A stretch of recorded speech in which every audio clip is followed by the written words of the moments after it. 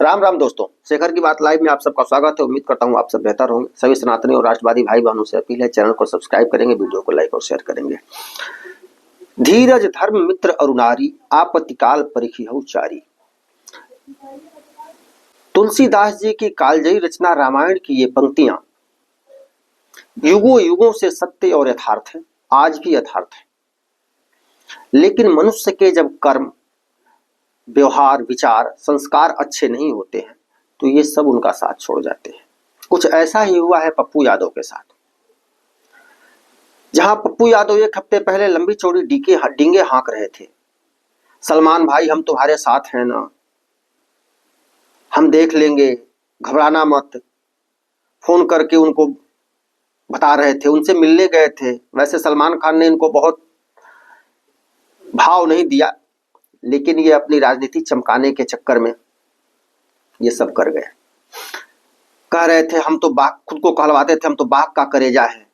एक दो पत्रकारों को, इन्होंने चमचे पत्रकारों को इन्होंने रखा था, उनसे कहलवाते थे। 24 घंटा में कम से कम 50 बार वो पत्रकार ट्विटर पर, फेसबुक पर बाघ का कलेजा, बाघ का कलेजा कहते रहते थे।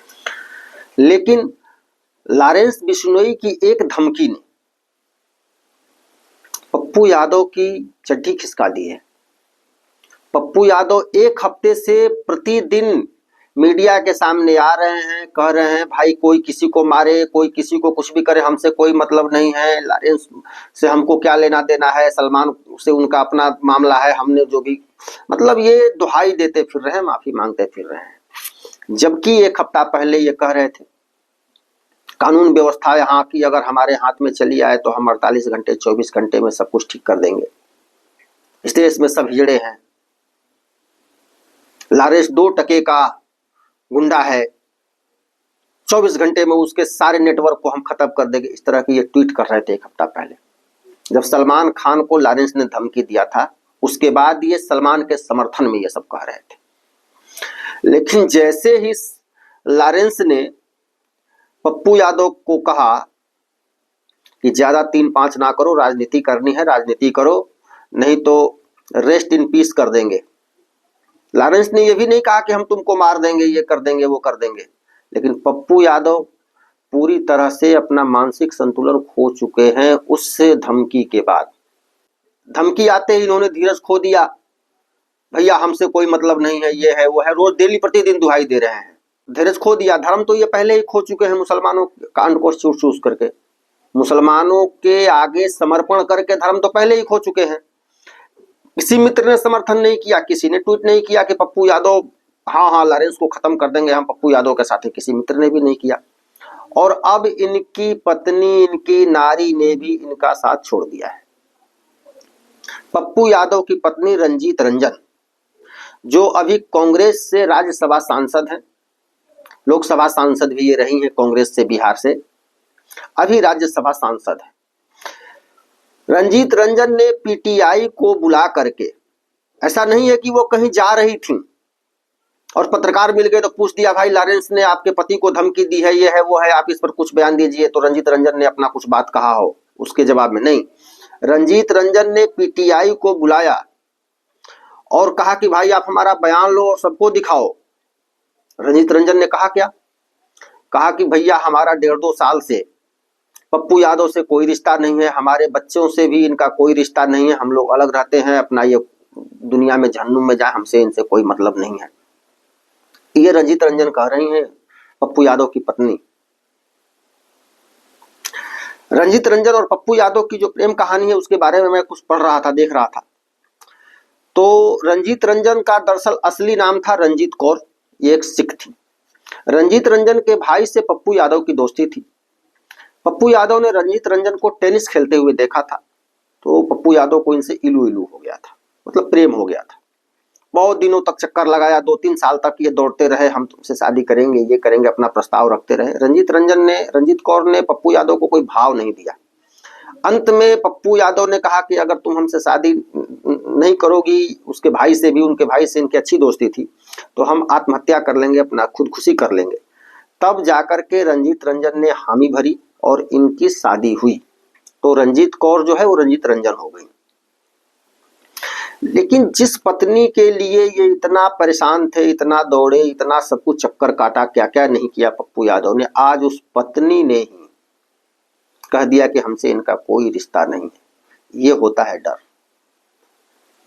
जो बाघ का कलेजा खुद को कहलवाते थे, इनके डर का आलम यह है कि यह अपनी पत्नी से यह कहलवा रहे हैं कि तुम अब कह दो।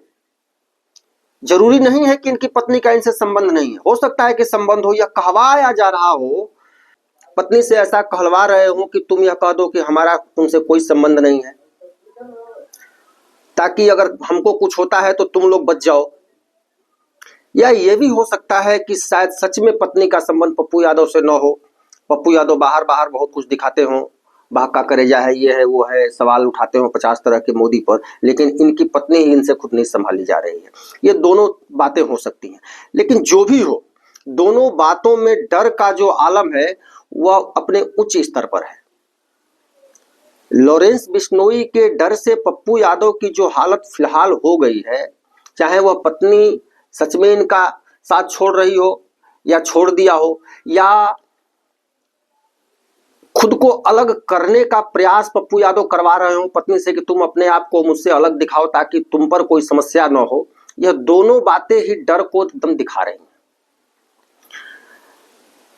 पप्पू यादव की तेल मालिश करने वाले 2-3 पत्रकार भी थे जो खुद के नाम के आगे यादव लगाते थे, वो भी आजकल ट्विटर और सोशल मीडिया से बिल्कुल गायब हो गए हैं।